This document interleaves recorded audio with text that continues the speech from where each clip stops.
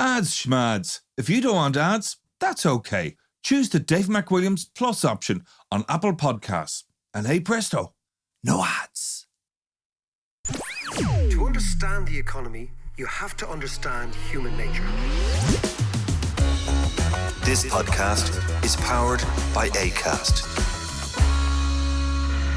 How are you doing there? It is time for the podcast, and the podcast today is coming from a bizarre region.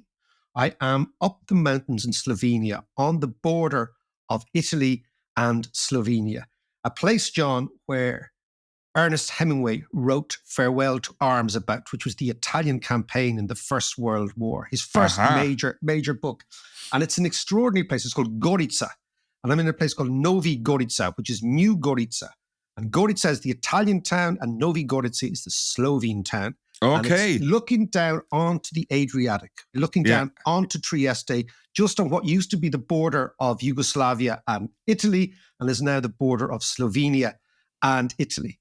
And it's an amazing part of Europe, John, for a variety of reasons. Well, it's good walking country. It's amazing walking country. Yeah. It's on my list. But I believe now that your walking days might be curtailed by a discovery over the course of the last few days that suggests that your impending old age is rapidly ascending. What happened to you? I'm officially old. I got an MRI on my banjack's foot that I'm always going on about. Yes. And I think we spoke about my plantar fasciitis. But apparently I don't have plantar fasciitis at all. I have arthritis in my foot. Here. So that is I can so hear, pissed off. I can hear the death knell. The creaking. The creaking from here. And the rubbing of bones.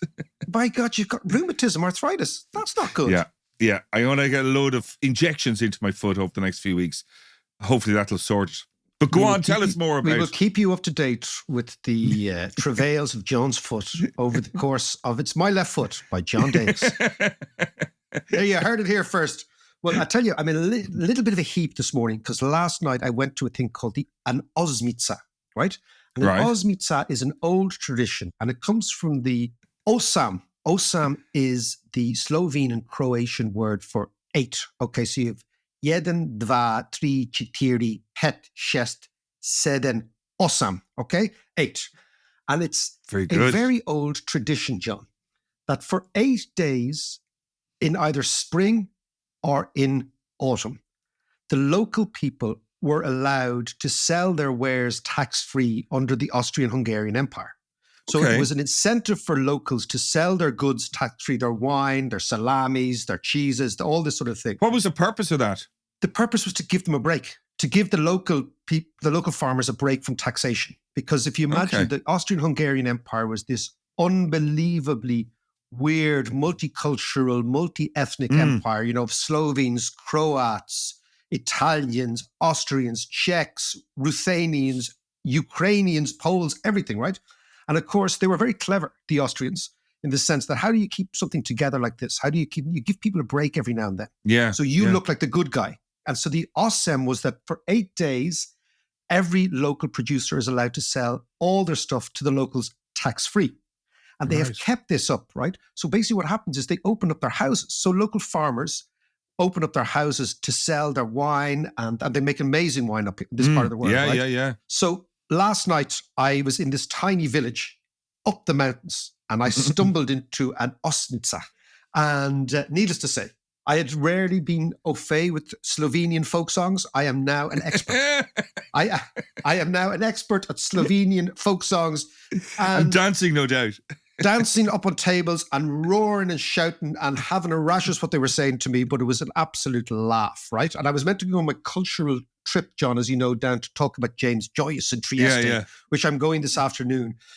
But I was waylaid by an osmica. So if we have any Slovene or Italian listeners from this region, because it's on the Italian side and the Slovene side, and down into as far as south as Rijeka in Croatia. This whole area has this osmica, and I've gone from the swankiest environments, John, of Florence 2 days ago, where it's Dante, Michelangelo, Galileo, all that stuff, right? Palaces, to a farmyard, to actually basically a shed in Slovenia, gargling like a scoop monkey as it was going out of fashion. Yeah, guys, you got to see the head in him. I'm looking down the screen and his usual foppiness is a little... I'm a bit dishevelled. But let me tell you, right? Fascinatingly, John, here in this region, and just over the Italian side of the region, they speak a language called Friuli.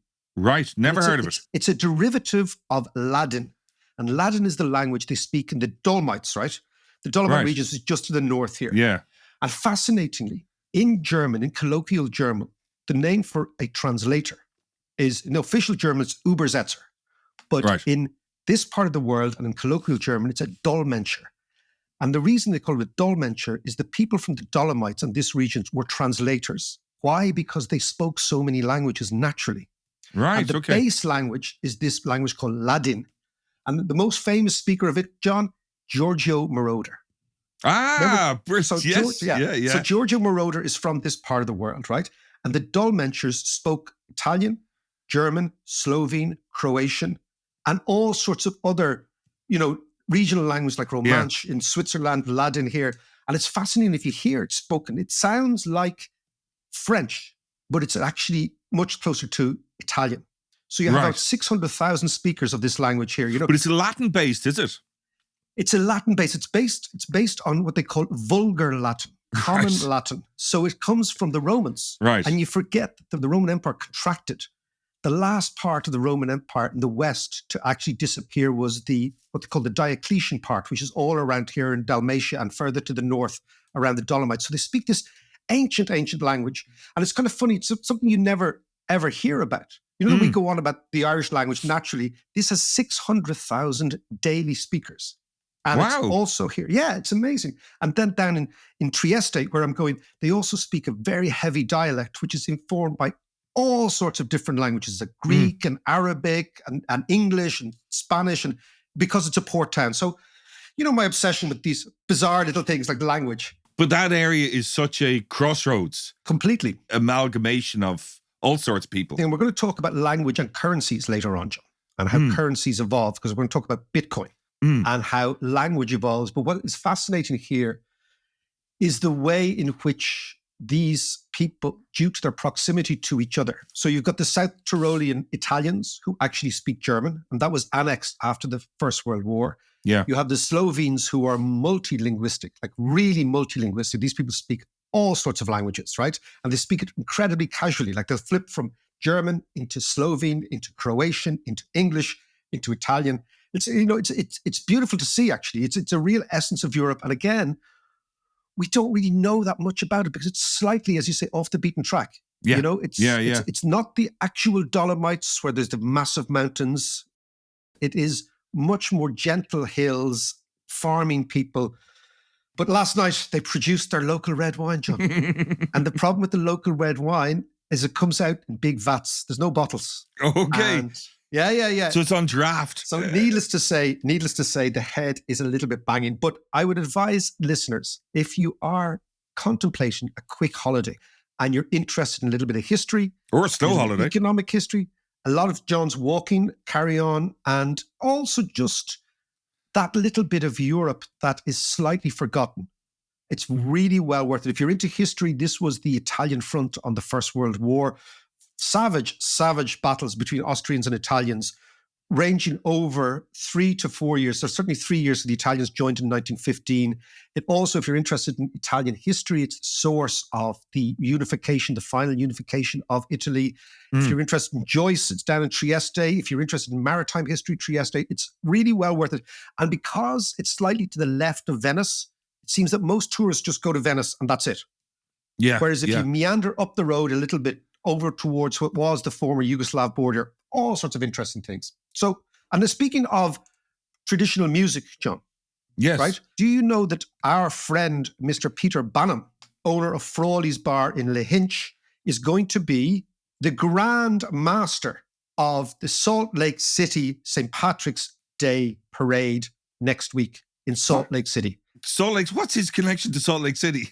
He's converted to Mormonism. He is polyamorous. He's the Grand Master of the Salt Lake City St. Patrick's Day Parade. And the reason he's doing it is because Peter, as you know, if we've listeners down in Clare, an old friend of ours runs a bar called Frawley's in Lahinch. Oh, that's a great spot. Real old trad pub. And he is having the first Lahinch Traditional Music Festival on the 19th to the 21st of April in Frawley's Bar in Lahinch. And it's an amazing place. So if trad music is your thing, and Clare is the epicenter of trad, it's going to be hosted by our friend Peter Bannum, who is doubling as the Grand Master of the St. Patrick's Day Mormon Parade in Salt Lake City. So get down to Frawley's in Lahinch. Bits of trivia you hear on this podcast, John. Bits of trivia. All right, where are we? What is on your mind today?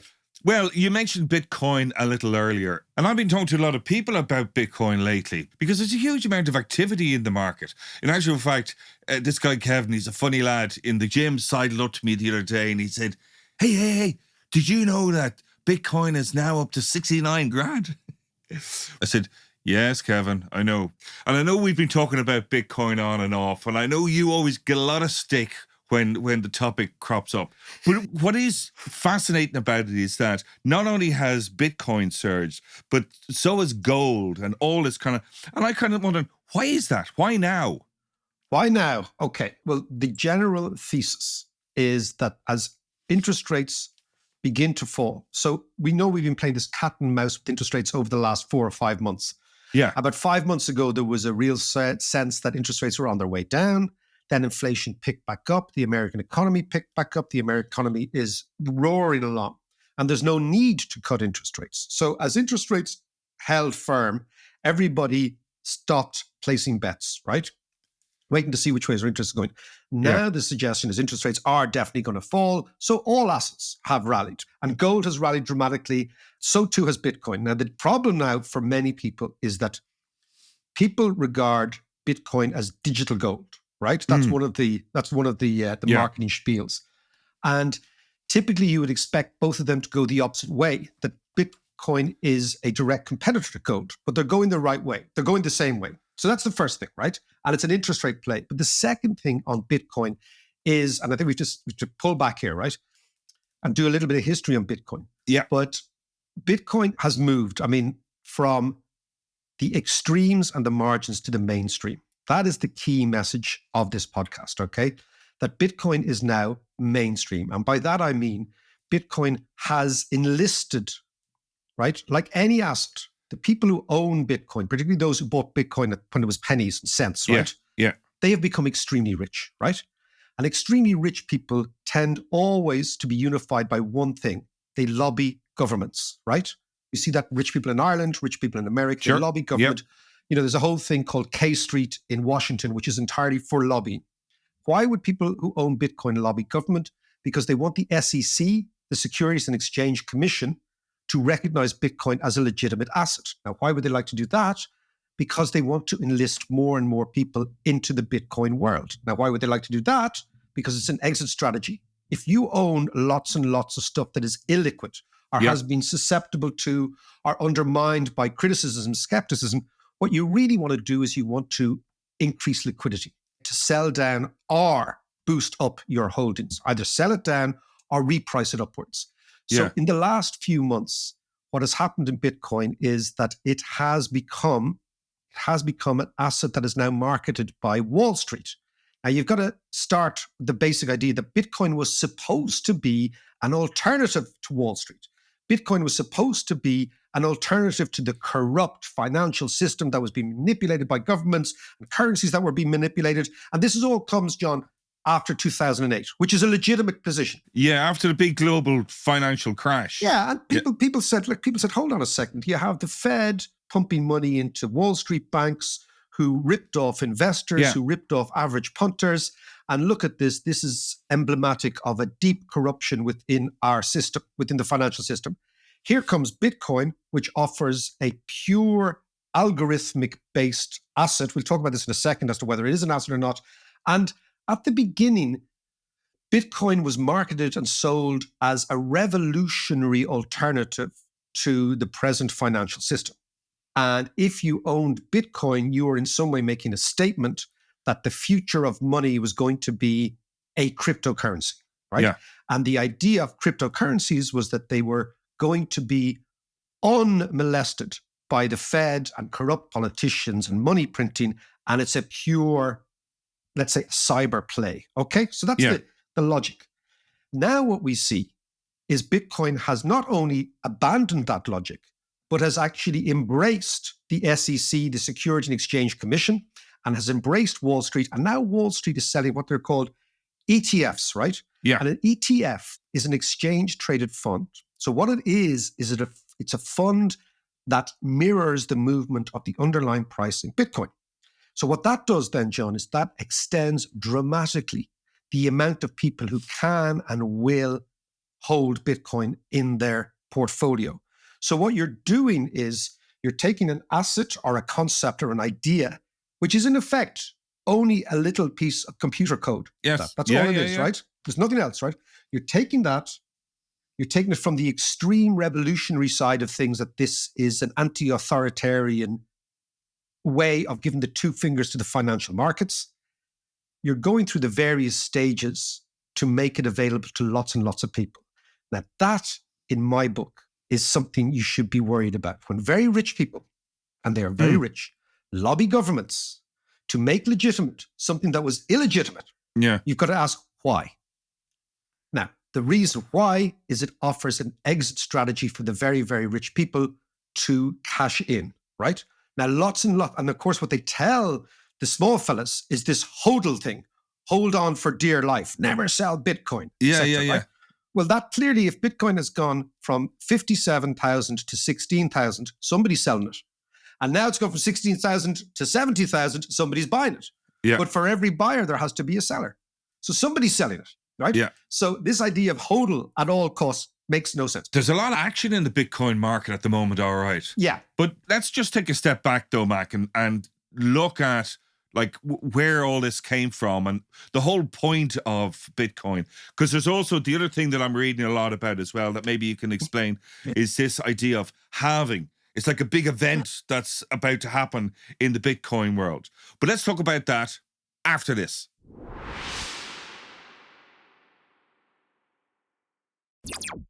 So, Mac, we're talking about Bitcoin and the fact that there's a big flurry of activity at the moment and it's at the highest price it's ever been and why that might be. But also maybe you could explain this idea of the halving, this great event. It sounds like it's something from the Hunger Games or something. But what is this halving event that's happening next month? This is called... What kind of impact is that going to have? Do you know what this is, John? It's called marketing. This has got nothing to do with anything except you create events which are sales events, right? If you're marketing something. But let's go back. I have no problem. People can buy Bitcoin all they like. They can tell me it's this, it's that, it's the future, it's the past, whatever, right? Yeah, you regularly get a kicking online, all don't you? I know is that Bitcoin is not money. It is an asset that goes up and down, right? It is a speculative play that goes up and down based on all sorts of rumor, innuendo, mood, etc. Like years ago, John, I used to get a kicking for saying that Irish house prices were overvalued. And I used to be slated all the time when I said, look, guys, this thing's going to crash, right? Even by Bertie as well. By Bertie, yeah, but also by everybody in the banking, construction, housing industry, from estate agents to lenders to developers to land hoarders. They all gave me a kicking. Why? Because I said, look, guys, this thing doesn't seem to make much sense to me, right? We're in the same thing with Bitcoin. So, the more kicking I'm getting, the more accurate. The RAF used to have an expression, which is you only take the flak when you're over the target, right? The RAF when they're flying through Germany. Yeah. So when you're over the target, you take lots of flak. So I'm taking lots of flak in Bitcoin. That's fine. And as I said to the Bitcoiners, by all means, do it. But don't tell me it's money. And this comes back to this idea we were talking about last week, which is, this ADHD nation, right? That in order to actually understand what money is, you have to do a little bit of swatting. You have to do a little bit of history. You have to do a little bit of economics. You have to do a lot of monetary economics. You have to understand flows and exchange rates and inflation and all that sort of stuff, where money comes from, how it's created, who creates it, does the state create it, does the private banking system create it, how it actually gets into our back pockets, what it is. This takes a while. And I think what has happened in the Bitcoin world is that you've heard one or two people have downloaded some sort of ex-cathedral idea of what the future of money is. And they said, that's it. So what I would say is, it is something, and it's definitely something that excites people, but it ain't money, right? Because it doesn't come close to reflecting the properties of money. And we started a little bit about language there, right? The reason that language is useful is because it's used. It's used for something to communicate. The reason that money is useful is it's used by most people. The vast majority of the world doesn't care about Bitcoin. Well, for now, anyway. But the reason Bitcoin is an issue is that the holders of Bitcoin are almost like a cult, right? So they make more noise than everybody else. I'll just give you a statistic, right? Even after all the price movements today, right? The total market capitalization of all cryptocurrencies, Bitcoin and all the rest of them, right, is $2.6 trillion. The total valuation of the global bond market is $160 trillion, right? When the bond market moves 1 or 2% up and down, it has a much more material impact on global wealth than Bitcoin. Bitcoin's tiny. It's less than 2%. Like, think about it. So less than 2% of the bond market, not the stock market, not the property market, not the cash market, the bond market. And people shout and roar as if it's the second coming of Christ. Yeah. What it is, and it's like anything, if you're involved in an asset or a bubble, the best way to make people evangelical about the bubble is to get them involved themselves. So the more people involved, the more evangelical the converts. The more evangelical the converts, the more noise they make. And all the while, the world goes on. That's the first thing, right? The second thing is this halving event. I mean, just so you understand, right? Yes. Bitcoin is a bit, imagine the way to think about Bitcoin is like a gold, let's say a coal mine, right? So let's say you find a seam of coal and miners go and they hack away and they bring the coal to the top. And eventually we all know that the coal is going to run out, right? So the miners in the coal mine are hacking away. They're looking for little bits and extra seams and whatever. But the ultimate idea is the coal is going to stop, right? Yeah. So how do you actually prolong the life of the mine? You change the conditions of the mining every now and then. So you say to the miners, you can only mine on a Tuesday and a Wednesday, right? Or you can only mine this, right? That makes complete sense, right? Yeah. Right? It's an event, but it's not an event that's actually designed to do anything else except prolong the mining. Yeah. In the case of Bitcoin, there's 21 million Bitcoins. 19.6 million have already been mined. Right. So in order to keep the game alive, you have to prevent the mining. So what do? You create this halving event, right? Yeah. Or maybe it's a quartering event, or maybe it's a 2/3 event. All it is marketing, right? But it's interesting. One of the things that I was reading about this big event is that it's creating kind of confusion as well, because some people are saying, this is going to boost the price even further of Bitcoin. Some people are saying it could even triple it. I heard it once out. And then on the flip side, you have people like JP Morgan saying that it's going to halve the price of it. It's going to drop to 42,000. And the reason why they're saying that is because the mining productivity will drop because it will require more effort for less reward. Well, yeah, exactly. So but let's go back to the coal mine analogy, right? So what you've said to the miners is you can only mine on a Tuesday and Wednesday, right? Yeah. So obviously then the incentive to mine reduces, right? Because basically they're trying to crack a code that delivers a precious Bitcoin. And if you are prevented from doing that, very clearly people will say, well, screw this, I'm not interested. Yeah. Other people will say, I'm going to try and continue mining because if it goes up by 300%, I will make profit, okay? Yeah. Now, the amazing thing is all these Bitcoin prices are denominated in dollars, the very currency Bitcoin is supposed to destroy. Yes. It's a hilarious thing, right? Yeah, It's a really funny yeah. thing, right? But there is an interesting side to this, which is the cyberpunk movement, right? Yeah. The cyberpunk movement is a movement of art and literature and cartoons. And it's basically the punk rock movement using technology. So it comes from the mid-90s, right? Where you get this very, very dramatic change in the data revolution and technology. And you get punks saying, we're going to use this to change the world in the same way as punks in the 70s says we're going to change music. And the cyberpunk movement is a very interesting movement. And it's a part of slightly non-mainstream culture, but I find it very, very interesting. And it's lots of sci-fi stuff and cartoons and animations and all that sort of stuff. But there was a Chinese fella called Wei Dai, And he was a Chinese-American engineer. And he came up with a cyberpunk newsletter in the mid-90s saying, look, we should create this new money. And this new money will undermine the authority and it'll undermine the establishment. And most importantly, it'll be anonymous, right? So there's a punk movement to get yourself away from the establishment. And then, of course, you have the guy Satoshi. Well, they think Bitcoin was started by a guy called Satoshi Nakamoto, right? But they don't know because this guy disappeared. So you have this he wrote algorithm. the white paper on it back in 2008. All that sort of stuff, right? So you have this algorithm, and then this algorithm allows the Bitcoin miners to try and break the code. And this is why environmentalists say they're using too much electricity to break the code. And of course, when there's less and less Bitcoins there, you generate more and more electricity to try and break the code. All that stuff, right? That's the background, the origin story, which I find really interesting because it goes to the basic idea that technology changes the world, which is something I believe in. Yeah. However, what you have is this idea that Bitcoin is money. Now, if they stop calling it money, I'm all in. I'm like, yeah, this is interesting. This is fascinating. This is a new technology. Is it an asset? No, because assets tend to have some income accruing to them. So it's got no income. So it's a purely speculative play. Basically, it's the greater fool theory.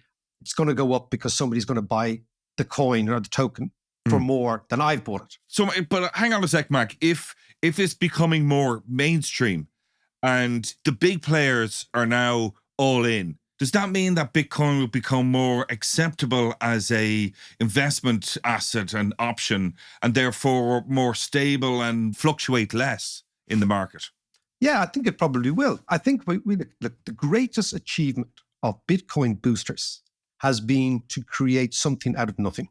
And that is an amazing achievement. That is almost like the Kaiser Soze moment, where the greatest achievement, the devil, was to pretend he didn't exist, right? Yeah. So the basic idea is they have created out of a piece of code an asset that has animated the imagination of many millions of people, right? That is a phenomenally interesting notion. And therefore, it has to be recognized as quite an achievement. But when you look at the asset itself, what you're talking about is a piece of computer code that has got no intrinsic value. Now, the reason the big players are in is the reason the big players are always in, to make money. Yeah. Is it to rip off the little guy? Yes, I think it is.